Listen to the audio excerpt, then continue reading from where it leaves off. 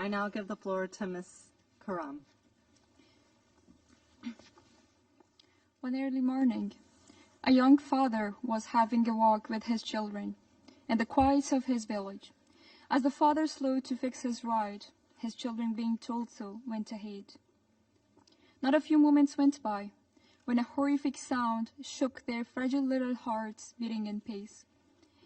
As they rushed back to their father, as when they saw him in pieces and what's left of him on fire, they hurried to put off the fire of what was left of their beloved guardian, and then they rushed to gather his pieces.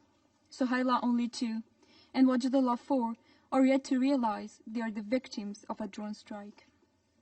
And a few short miles away from this scene, there was an orphanage where I visited the orphans of the age of war, most of them victims of suicide bombing attacks, a scene that has forever changed my life.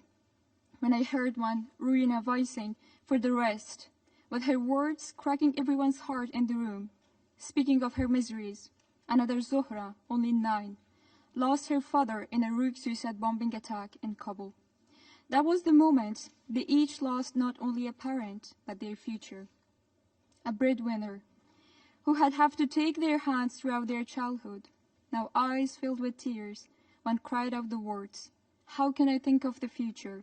I just don't want to pedal on the streets all my childhood." Bismillahir Rahmanir Rahim. Your Excellency, Madam President, distinguished delegates, ladies and gentlemen, I'm privileged to address the United Nations Security Council in the capacity of the Afghan Youth Representative to the United Nations. The events that mark the beginning of my speech are not recounts from the last century, nor from the medieval age. This humanitarian catastrophe is the reality of our age. And for this, we all will be judged by history, as the history judged those before us. For the injustice that we allow, for the silence that we chose, are we still deluded we will be forgiven? These are rare sins for many people in this world, but we are living this reality. Over 100 people are killed or wounded on a daily basis in my country. They have families. It's hard to explain what they feel and go through when they see dead bodies of their beloved ones. Civilians, in particular, youth and children, became witnesses and victims that are often being caught in the increasingly ruthless violence carried out by the warring parties. Ladies and gentlemen, this war has crushed hopes, destroyed dreams, and perished innocent lives. But amidst this chaos, we the Afghan youth commend the 2250 resolution of this very council, which has bestowed upon me the privilege and the responsibility to deliver the genuine messages and share the concerns of the Afghan youth, mindful of the enormous challenges of our moment in history. I applaud the efforts of Afghans for Progressive Thinking organization and the German embassy in Kabul, which has, in collaboration with the United Nations, availed this remarkable opportunity to the Afghan youth. Ladies and gentlemen, violence across Afghanistan underscores the urgency of ending the conflict through a negotiated settlement. This war is an imposition upon the Afghan people, the product of a great game, and we are dragged into it by no will of our own, and we are made its primary victims. 18 years of ground and aerial operations have not succeeded in bringing an end to the conflict. We want a peace that is balanced and sustained to prevent crises like these from ever happening again. Ladies and gentlemen, we meet at a time when Afghanistan is in a critical but highly uncertain situation. The ongoing peace process, presidential elections, and the possible foreign troops withdrawal are going hand in hand to define the fate and future of our country, at a time when Afghans are deeply frustrated and weary of the continued violence. This isn't just a war on terrorism anymore. This is now a war against innocent civilians that want nothing but peace. And the most heartfelt cries you will hear from an Afghan victim of the suffering of this calamity will be, "Stop the war. Cease the killings. The Afghan villages aren't a threat to anyone." Afghanistan is one of the most youthful countries in the world. 63% of our country's population is under 25 years old. Therefore, the greatest price of this conflict is not paid by politicians and battlefield elites. It's paid by the Afghan children and Afghan youth. Violent conflict have plagued our country for decades. and this exposure to violence and uncertainty has shaped the lives of Afghan youth. So I'm here for them, because this is their United Nations also, and my generation trusted that the truth alone will guarantee international action. Madam President, the message I delivered today on behalf of Afghanistan's younger generation is one of hope. But at this critical moment in time, this hope is overtaken by fear.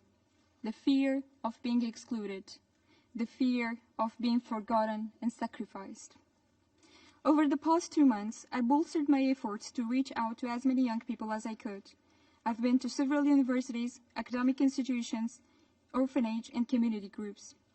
I've started an online survey, initiated an hashtag on social media with the name of Afghan Youth Call.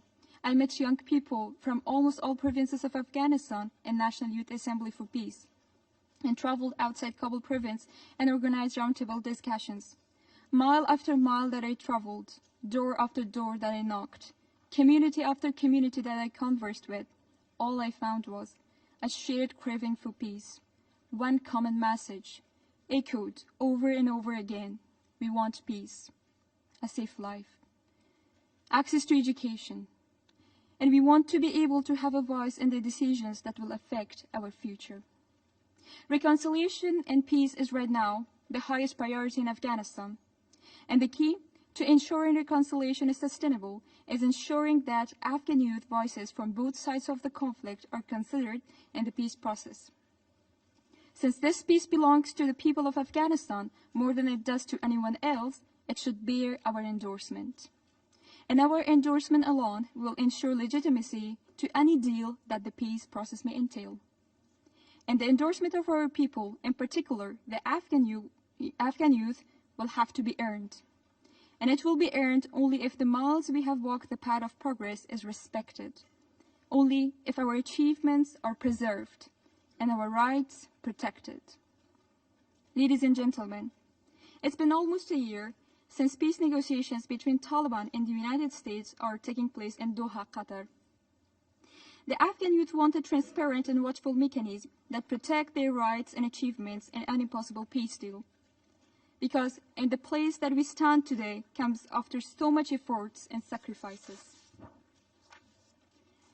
In this crucial moment of our history, we want the untiring and sincere efforts of the United Nations Security Council to play an active role in becoming the guarantor of our rights in the peace agreement. My people, my fellow Afghan youth want you to commit to peace. They want an end for suicide bombing attacks, airstrikes, and night raids now. And we believe that the future will be forged by deeds, not simply words. Speeches alone will not solve our problems. It will take sincere efforts and persistent action to bring peace and stability back to Afghanistan. My fellow Afghan youth demonstrate the marvel of human resolve at the time of widespread violence and humanitarian catastrophe to rebuild, to learn, to love, and to live. Our schools, universities, and academic institutions were bombed. Hundreds of our fellow young people lost their lives. But the next morning, we went back to our classrooms. Those bombs, bullets, attacks could never silence us. We went back every day. We deal with risks. Because we understand that doesn't matter how much our lives are threatened on a daily basis, we don't have future without education. And I assure you of the strong resolve of the Afghan youth for rebuilding their own country. They are driven to build their country under fire if they must. They will continue to attend their schools under bombs if they must. We do not want the future generations to look back and wonder why we refused to act, why we failed to pass on a situation that was worthy of their inheritance. Even though there will be setbacks, false starts, and tough days, but we will never waver on our pursuit for peace. We have a youthful, productive, and dynamic population that do not only crave for peace, but fearlessly work for it at every level. Afghanistan's first robotic girls team, comprised of young girls, participated in the first global challenge, tasked with building their own robot for the competition. And they have captivated public with their own inspiring message of hope and determination. They proved that, after years of darkness, young Afghan boys and girls across the country can finally take charge and aspires to be the masters of their own destiny. A message that I should take to my fellow young Afghans today should be the one of reassurance, that they are heard, and that a war so futile, a war so aimless, should no longer darken their days, rattle their nights, and destroy their lives. If the humanity is to prevail the ill will of few, then it must be here and now that I get a commitment from the international community, from this very council, a resounding confirmation that yes, we stand for the human rights, that yes, every innocent life matters, that yes, we are at an age where the humanity will prevail all else. It is here I should take your commitment to push forward with the peace process with the primary objective of preserving human dignity, of ending this infamous humanitarian catastrophe, as these are the values that must supersede, not national interests. Let me put forward four pillars that I believe are fundamental to the future we want for the Afghan youth and upcoming generations.